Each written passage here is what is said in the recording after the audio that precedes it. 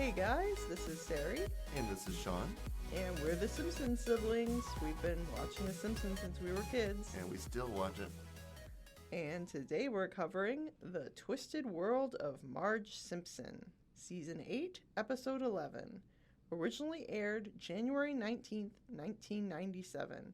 Directed by Chuck Sheets and written by Jennifer Crittenden.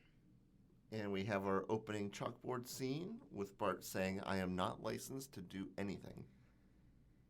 And then we move on to the couch gag where it's the whack-a-mole with the classic Simpsons circus music going in the background. I love that. And then it closes just perfectly with the mallet hitting Homer on the head. Just dope. And today we've got guest stars Jack Lemmon, who was famous from movies such as Some Like It Hot, and Joe Mantegna, hopefully pronounced right, as Fat Tony. And here we start out at the Municipal House of Pancakes. The M-Hop. And we've got a meeting of the Investorettes, which is a group that we have not heard of before this, and we have not heard about since this episode. Just kind of something they made up for Marge to have a social group. And we have the good old opening with Agnes just saying, "The pancakes here stink." And then Lovejoy, she just says, "Thank you, Agnes. Let's begin." They're used to her crap. Yeah, just brush it aside. Move on. She has a lot of great one-liners in this episode, and it's interesting because we get to see her separate from Seymour, which is something you don't really get to see a lot with Agnes. She's always yelling at Seymour. Seymour, The house is on fire. We both jumped to the same line. No, Mother, it's just the Northern Lights. And then they're trying to decide what to invest in, and she goes, "Children are so fat today. Can't we make money off of that?" Oh, man. And Marge just seems so averse to this idea of investing, and yet she joined a group called the Investorettes. What did she think she was getting into? She's just looking for, like, friendship in a group that so much that she's willing to put herself into such an awkward position for herself where she's just not comfortable at all. With the exact line from her, "These high-risk investments are so risky." Okay, Marge. And then we get the line, "You'll get your pancakes in the mail once Marge is kicked out," which I think this is the same season we get the episode The Cartridge Family, where they get the eggs, the complimentary breakfast sent to them by mail. Right. And they just put the eggs in the envelope. And I love, too, the follow-up scene at home when Homer's concerned of, "So the pancakes are coming in the mail, right?" Yeah, that's the priority here. And then we also have Homer talking about that this family has nothing to worry about as long as they have my earning power. And then he jabs the hot dog into his eye. "Tell work I won't be in tomorrow." Oh, that's a great moment. Oh my gosh, Homer. So then we go to an investment fair, and why is there an investment robot? Well, and did you see the sign on the outside of the building?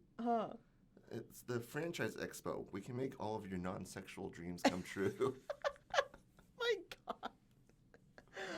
Oh, so many great signs. And then we get the people doing their presentation. "That moon money is mine." At Royce McCutcheon. It sounds like such a specific name that I looked it up trying to see if he's a reference to anything or if he maybe is a recurring character later that we just missed.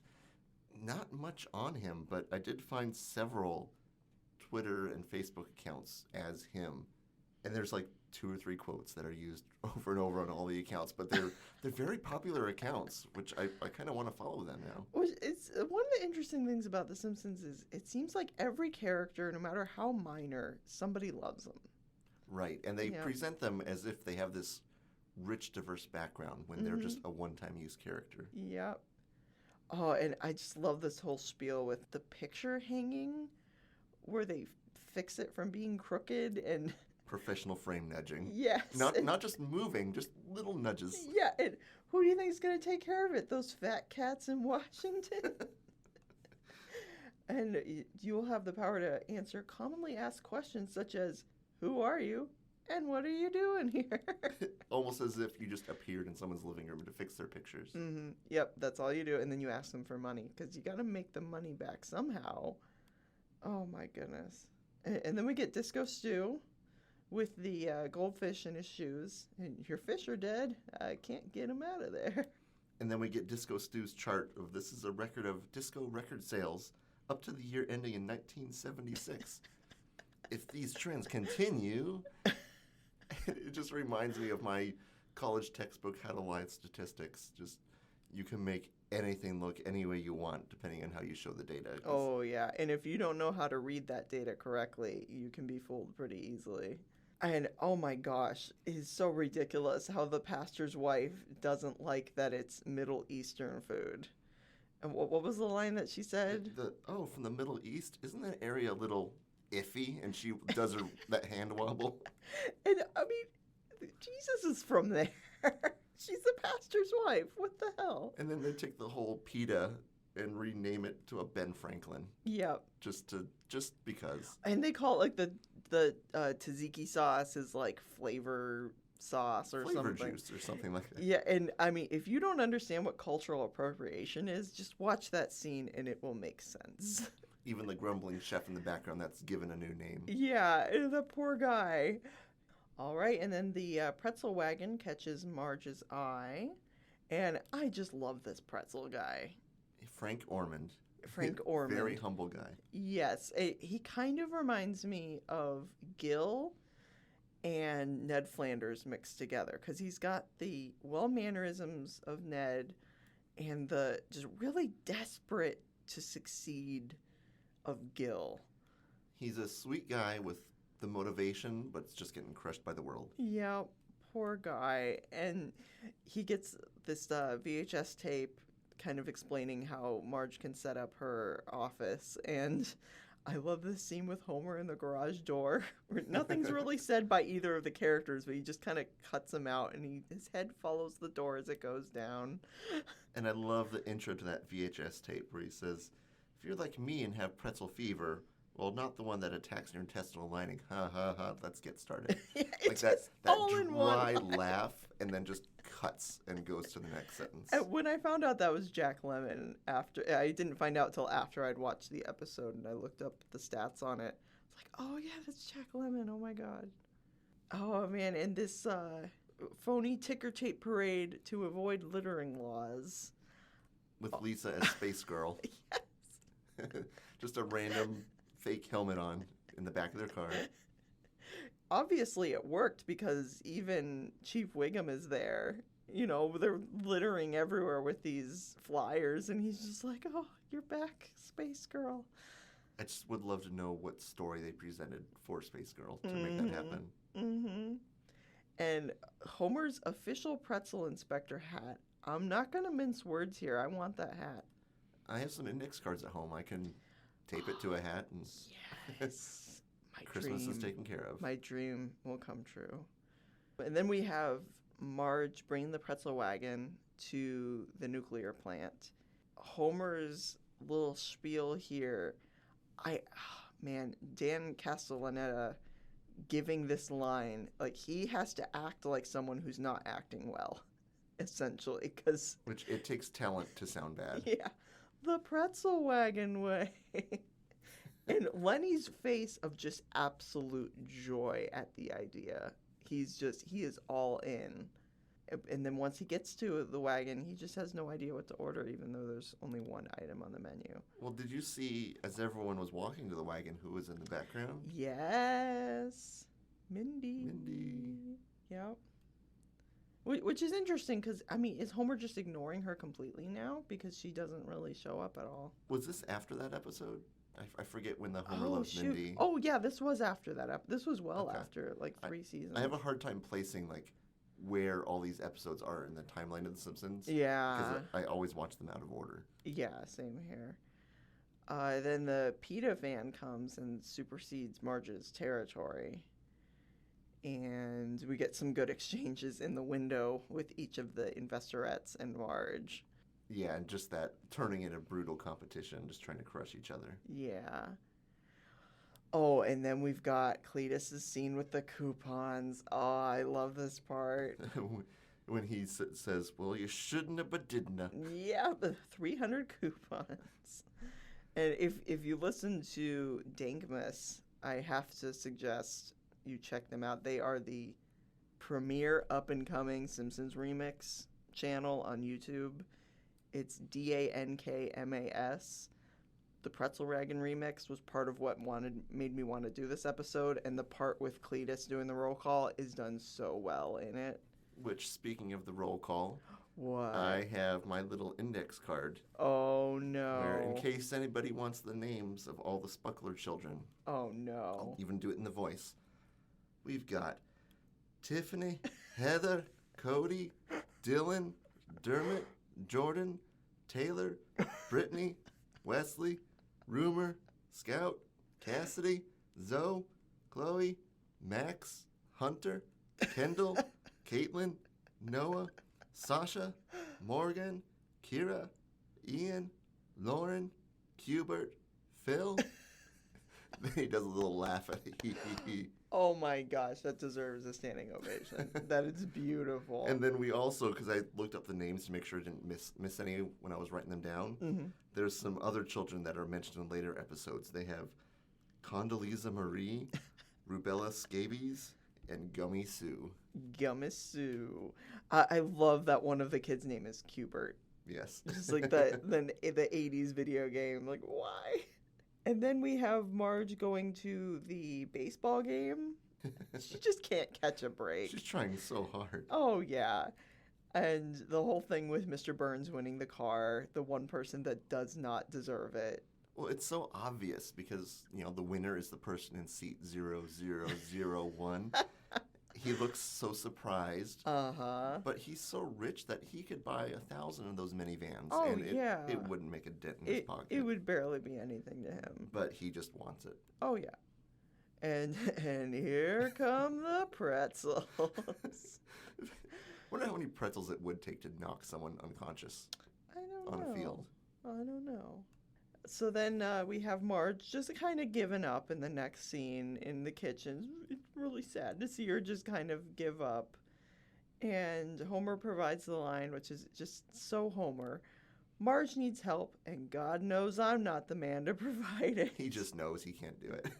But he also can't stand to see Marge down like this. Yeah, he cares enough to go seek out help, which, as we'll see, isn't from the best source. But she's just like that slow collapse on the table that Marge has. And then she just says, if you're looking for the butter, it's under my face. She's just so sad. And then Homer goes to visit the Pretzel Wagon founder just to find out that he's dead. And what about the next of kin? Oh, he's dead too. They were in the same car. Oh, that's so sad. And then it looks like Homer's looking to a different place for help. He goes to the church.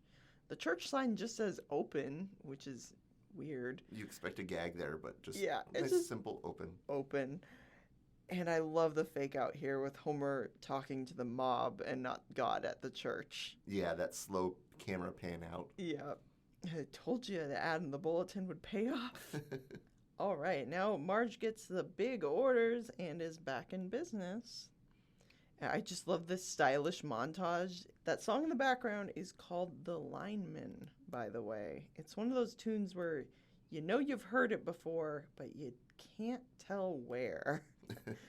And I love some of the scenes. Like my favorite one is when they remove that little protector table from the pizza box and smash it, and the pizza sauce gets all over the customers, and they're acting like it's blood. Oh, like my they're freaking God. out, but like just a classic mafia scene just turned into something goofy. And are these even her competition, really? Pizza and the Girl Scouts? I mean, it just gets so ridiculous. And then the pita truck ends up exploding. And Wiggum's, I forget the exact line, but, you want to do like me and kind of jump into the air. Yeah. And then he goes, wah.